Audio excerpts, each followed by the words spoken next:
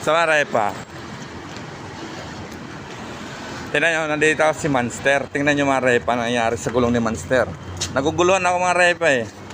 Kasi yung gulong ni Monster, tingnan nyo lintik mga repa.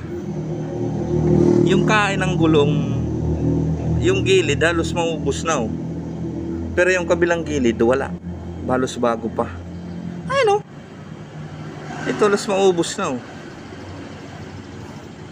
Ano ito mga repa? Siniyos. Oh. Tapos tong gulong sa likod, ayan oh. Dito, okay naman dito.